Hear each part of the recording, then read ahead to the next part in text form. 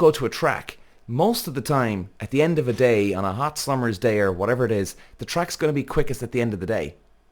In Zandvort, it's got a mind of its own. Peter. Wow. Yo, everyone. Welcome back to the show. Well, what's everybody thinking of Formula 1 this year, huh? Let's have a look at the rest of the season and what to prepare for. I'm quite excited about this one today. As much as I love Spa, and if you heard my last episode, the way I was going on about Spa, I'm obsessed with that place. Zandvort, the next race coming up, is my home circuit. Now, I'm an Irish guy, Irish driver, but actually, people would say Mondello was the place where I used to race in Ireland. But actually, guys, Zandvort in Holland, it was my track. It was definitely my home track. Still is my home track if I ever think of a home track. I spent a lot of time there, and we won't get into it too much today because we're gonna wait at least. Now, we have a bit of a summer break, as a lot of you know. Let me just double check the schedule first here now, just to make sure. And August 25th to the 27th, that is Zandvoort, the Netherlands. So we've got a bit to go here. We've got a good few weeks to have a bit of a break. So before we get to Zandvoort, obviously we'll do the normal. We'll do a preview of the race, what to expect. We'll go through the corners in a lot more detail. But I will just talk about it a little bit here today because I'm getting very excited. Getting very, very excited. Excuse me. Zandvoort actually is one of those tracks that it's actually an advantage for all the Formula 1 drivers right now, simply because none of them know the track. None of them have circuit knowledge around there. So they're all coming from the same starting point. And it's funny because turn 3... Now, guys, let me just... Actually, I'm going to share my screen with you here now. Bear with me. And, okay, here we go. So you can see here, guys, where my mouse is, right?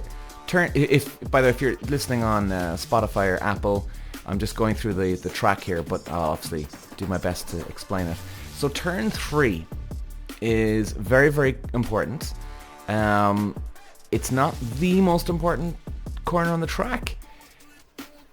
Basically, turn 7. Now, if you can see it here on the screen, guys. So turn 7 is the long right-hander going downhill. Very tight. The cars, I mean, it's amazing the size of Formula 1 cars these days. They're huge. They're colossal. So even for those cars going through turn 7, it's it's fucking tight. And you should check it out on YouTube, guys, because even when you watch the onboard, I mean, it's a fucking tight track. It really is, especially for these cars. But turn 7, turn 8 and turn 9 is definitely the most important part of this track. And I know this because this is my home track, baby. And you see, normally I'd be singling out one corner, but it's kind of weird.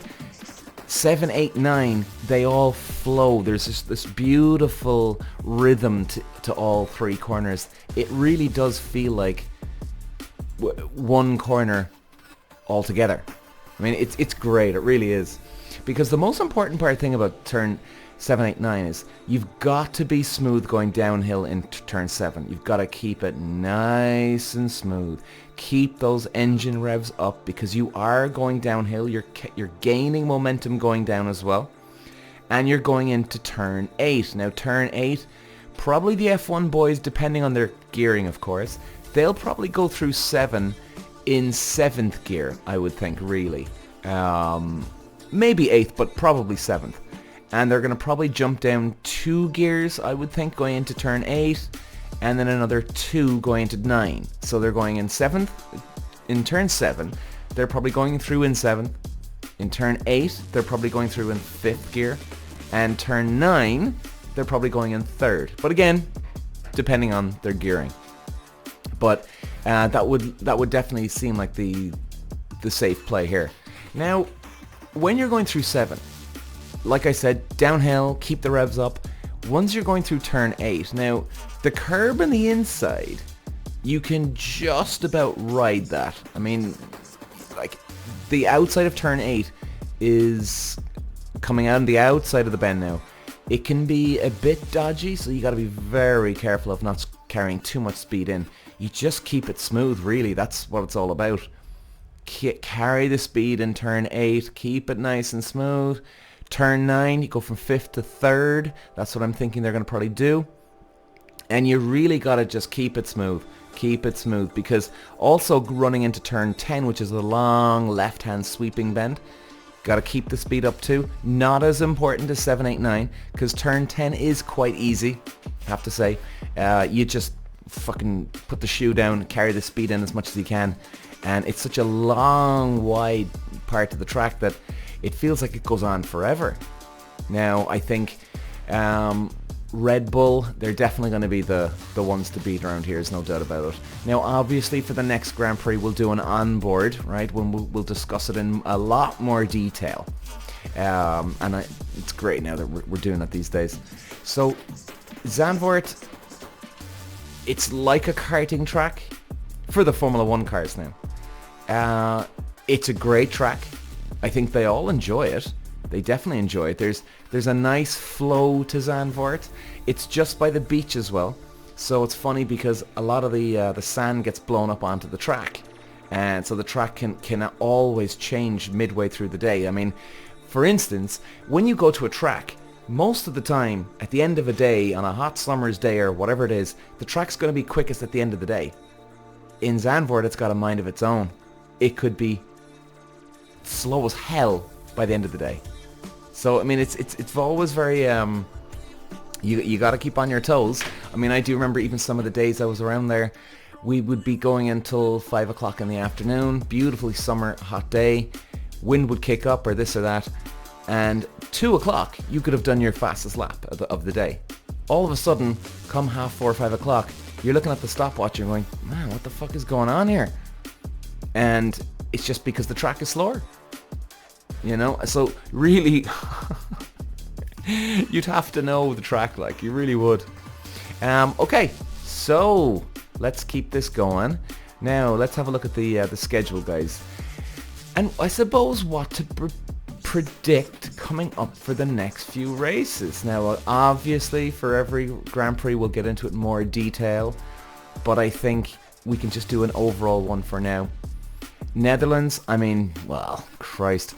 You got to be putting your money on Verstappen, obviously, you know, the homeboy hero, his home track, even though it wasn't necessarily his home track. I don't think he actually even ever raced in Zandvoort when he was younger. Because we all go different direction ways, you know, as we go. But yeah, Verstappen's looking good here. I think Hamilton and Russell, I think they're going to do quite well around here. They went well at Mercedes. Mercedes went well at Brazil, Monaco, the last few years, the tighter tracks. So I think they're going to have, you know, and even Hungary, Lewis Hamilton put it on pole, right? Where else did he go well? I mean, Monaco, yeah, that was it. So they've done some upgrades. I think they'll do well around here. I think they'll do well. I don't think they're going to have the pace that Verstappen's going to have. I think Verstappen's going to probably put it on pole by 0.2, 0.3, which is a lifetime. But hey, we'll see, huh? We'll see. After Netherlands, we're going straight into back-to-back week after. We got Italy, Monza. Well, that's going to be a fascinating one, because I think McLaren could do really well around there. Because their car is good at the high speed right now. Now, this isn't high speed bends per se, but this is just a high speed track. So again, the balance, will they get the balance right? I would say you definitely keep your eye on Verstappen for the win at Italy. And I think McLaren are going to be big around there. I think they are. I don't think Mercedes are going to have it. I just don't. Singapore next, which would be a slow, twistier, tighter track. Definitely, I think you're going to have Verstappen, maybe Perez, maybe. Verstappen up there. You'll have, I think, McLaren, Mercedes. I think they're going to go well around there. Japan is next then. And I think Japan is a high-speed track. I think you're going to have Red Bull and McLaren. They're going to be the top two, I think. Absolutely. Qatar, I think you're going to have Red Bull just dominate that weekend. I really do. And I'm not painting a very good picture here, am I, guys? It just sounds like a bit boring here, what I'm saying. The US, Houston, McLaren, Red Bull. I think they're going to do well around here. Mexico, well, I mean, I think Red Bull are going to give Perez the equipment for Mexico. I think they will this time. Now, am I right or am I wrong? Let's see, but hey, look, keep Perez happy, keep his sponsorship happy, keep everybody happy. Everybody will be grand. Everything will calm down then. So I think you'll see Perez do quite well at Mexico. Brazil, well, definitely I would keep an eye on. Red Bull, of course, Verstappen. Hamilton and George Russell. As we know, Russell won here. Their car definitely goes well around here. Elevation change is a big factor in this one. They have a good balance with elevation changes and direction change, which is going to be playing into very important. Vegas, well, 16th of 18th, well, I think that's definitely going to be just one hell of a fucking spectacle. Mother of sweet Jesus. Guys, I've been to Vegas quite a bit in my days. The place is unbelievable anyway. I can't even imagine what Vegas is going to be like. They're going to be going down that strip at night time. Christ alive. It's going to be ridiculous. Absolutely fucking ridiculous. Abu Dhabi, well, you think you'll have Red Bull kicking ass there. I think they're going to have a big advantage of everybody. Oh, by the way, going back to Vegas, hard to know with Vegas. Haven't seen the track quite yet. Now I must actually check it out on the PlayStation, believe it or not. Funnily enough, you can get a great idea of a track on PlayStation. Remember when I was racing in Formula 4, there was the PS1. Yeah, we're going back that fucking far, lads. And I was racing Spa, and it actually gave me great circuit knowledge going into that weekend. I literally sat on my PlayStation for days and days and days, just watching, observing, getting the flow of the track. So I think, yeah, I'll check that out anyway, and we'll obviously do a preview as well. Championship predictions. Well, I mean, look, guys, Christ, it's so... Verstappen is just killing this. I mean, he's on... Let me have a look there now. His season is going bloody well here. 314 versus 189. Heavy maths here, Peter. What is that now? 114... 124, 125 points ahead. Good lord. So guys, that's 5 races. Unless Perez won the next 5 races and got the fastest lap for each race, then he'd take the lead. Isn't that right? I think he would, and he'd only have it by 4 or 5 points. So, I mean, Verstappen could have the championship sewn up by, let's do a prediction on that one now, actually, guys. So if he's got 5 races in hand, right? If that keeps going, 1, 2, 3, 4, 5, he could have this wrapped up in the next 4 races. My God. There's 9 to go. So if he wins, I mean, if he just finishes on the fucking podium for Italy, Singapore, Japan, Qatar, does that give him the championship win? Maybe... Oh, I can't even think here now, guys, but it gets him close enough. He may have to do one more round, but I would say now, guys, I think if he actually wins the next 3 out of 4, and he finishes on the podium for one of the next 4, it's all over. It's a done deal. Like, absolutely done fucking deal. Jesus. There hasn't been a championship like this that actually would get to this level where it's wrapped up this early. Or maybe Hamilton did, not sure. But man, guys, it's going to be... there's been some drama here, hasn't there, though, in fairness? There's been some good drama here throughout the year. It really has. And I think it's going to be fascinating to find out what they'll do with Perez. Will they give him the equipment? Because I'm telling you now, guys and girls, he ain't getting the fucking equipment, okay? Now, you could say Verstappen would maybe have an edge over Perez. You could say that if they were 2/10 away from each other.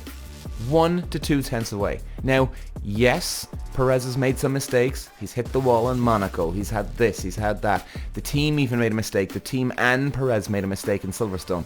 Or maybe it wasn't a fucking mistake. You never know. So, you just don't know what's going to happen. It's looking good for Verstappen, but hey, this is Formula 1, baby. You never know. You never know.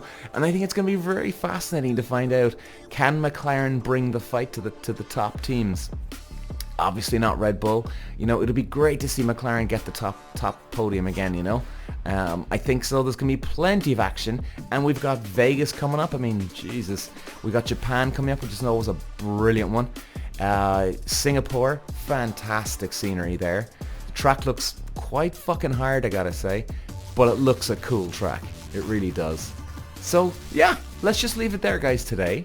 And we'll be back. We're going to be discussing more Formula 1. Any more news as well in the next few weeks with the summer break. We'll obviously have another chat. And, yeah, looking forward to the rest of the year. See you later, guys. Bye-bye.